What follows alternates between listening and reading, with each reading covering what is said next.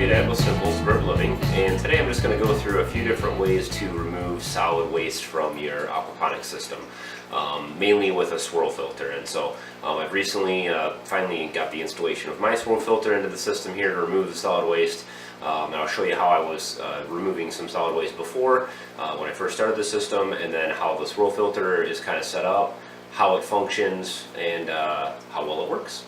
So I'll go ahead and take you in close to the previous ways, the simpler ways to remove solids, and then we'll go into detail on the swirl filter. Alright, so when we first set up the aquaponics system, I really didn't have any way of taking solids out of the system or filtering the water at all. And so what I ended up doing was on each one of these, and this is just one of my empty grow beds here, on each one of these fill pipes I had a little stand, a little extra piece of PVC pipe, and I was just using extra rags, old socks, and basically just taking that material and rubber banding it around each one of the grow bed fill pipes.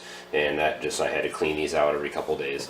The other thing I found that worked really well was these stockings. It's a real thin material. It lasted a lot longer before I had to clean it, and I just basically put those on here, and they would just kind of fill up and filter out any of the real fine debris and fish waste and anything else that got into the system. So those are good ways to when you're starting your system out, to filter out some extra waste. If you don't have very many fish, it's really not that big of a deal.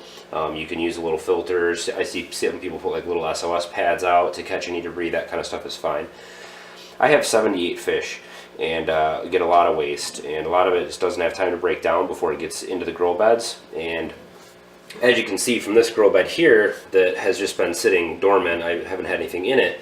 All of this fish, this is extra fish food and fish waste and stuff that's just been stacking in here. And this is what's going to be in the bottom of all the grow beds. And if you let it run like this for a year, you know, it'll be 6 inches full of just mud at the bottom, and that's something we want to try to avoid. So I'll show you why. That's why I installed the swirl filter in my system, and I'll go ahead and show you how that works and how the one that I made here was built. Okay, so this is a top view of the swirl filter, and you can make these out of just about anything. You can make them big or small, or however you want to, but the idea is the same with any swirl filter. And so there's basically two forces at work here that are going to help filter your water. So right here we've got our incoming pipe. So this is where the water from the fish tank comes into the swirl filter, and I have it tilted at a 90-degree angle. And so what that does is, as the water enters, it's creating a kind of a toilet bowl effect. So you get a little bit of a slow swirl. This pipe here is just an inch or two below the surface. You don't want it right at the surface. You want it just a little bit below the surface, and it creates that real slow swirl effect in the filter. Right here, this pipe in the center that's going out, and this is the one that feeds out to our grow beds. This is right in the center of that toilet bowl effect. Okay. This pipe that's over here is just an overflow, and that just prevents, you know, if the system, because I'm pumping in more water than I'm sending out to my grow beds, it gets a little bit of an overflow. So that just pours out here, and it goes straight down below into our sump tank. I'll show you an overview, a side shot of this when I'm finished. So what happens here and how this works is, as the water is spinning around in here very slowly, the solid waste is going to naturally kind of migrate to the outside. And so it's kind of slowly kind of pushed out to the outside. It'll slowly swirl around here, and those solids are obviously heavier than water, and they'll slowly kind of sink to the bottom. Now, having this pipe here just a few inches below the surface, it creates the most rapid swirl kind of towards the top. And as those solids get a little bit lower in the water, they'll slow down, slow down, slow down. And at the bottom of this tank, there's no movement at all. And so they'll settle.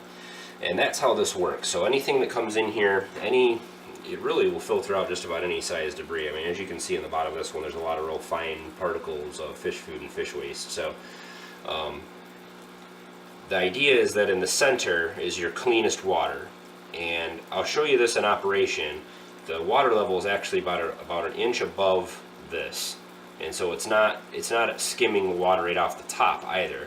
Any water that skims off the top goes right back down into my sump tank. So if there's any floating debris or anything like that, it won't get out to the grow beds either. It's going to go into the sump, the overflow here. So I'll show you this in operation here in just a moment, and then I'll show you a side view of how we drain out the debris off the bottom once it collects enough, and I'll show you kind of how the system from a side and a more wide angle. Alright, so it's a little bit louder here with the water dripping, but hopefully you can hear me alright. So as you can see, the feed pipe that goes out to the grow beds is a little bit below the surface of the water. And then the level of the water just comes right up to this overflow.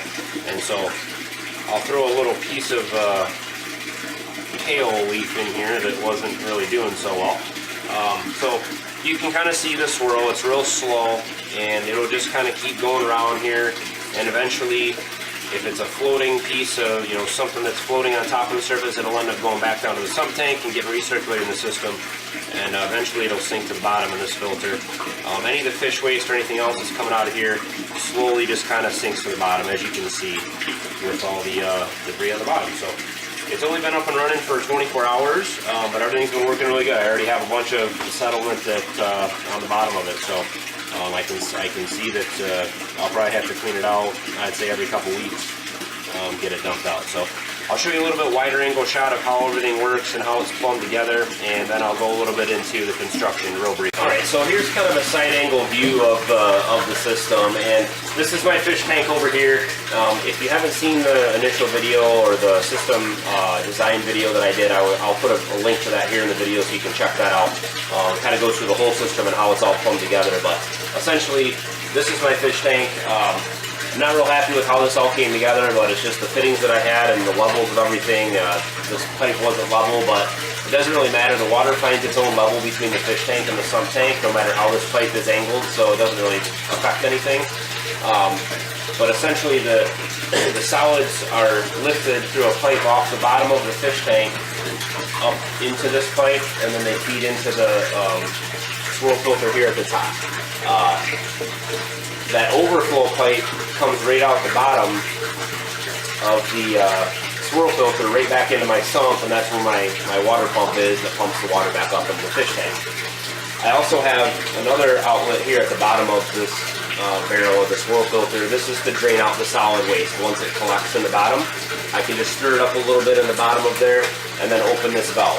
I just have a bucket down here that this dumps into, and then I can actually use this as fertilizer out in the garden. So I could have pumped this down into a waste drain or something, but this is like the best fertilizer. So I'm going to use this to fertilize our garden and some of the other plants we have around the house here. So we want to save this water. But all you got to do is just open up the valve here, and it dumps out all the solid waste off the bottom.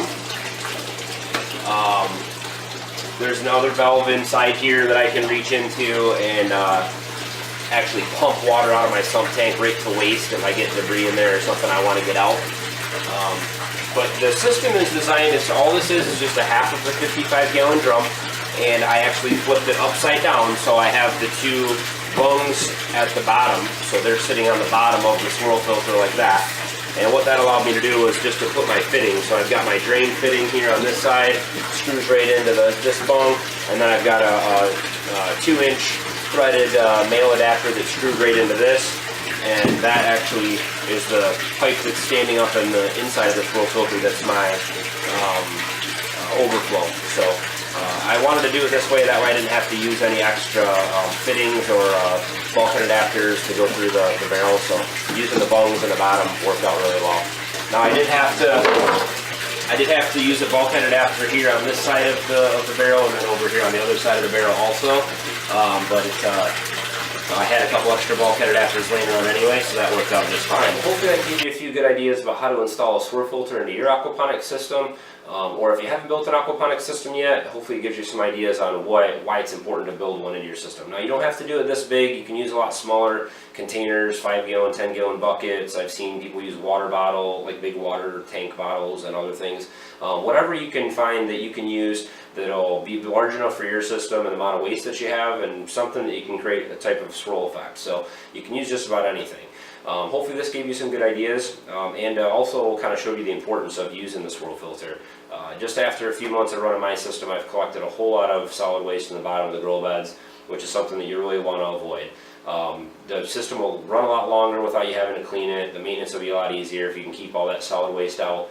It's not really doing the system any good. A little bit of solid waste is fine because it does break down and add nutrients to the system, but too much just creates an anaerobic kind of mess in there that really doesn't break down properly, and it really isn't good for the system. So hopefully this gave you some good ideas. I do appreciate any feedback that you have. Please throw your comments, suggestions in the comments box and down below the video here.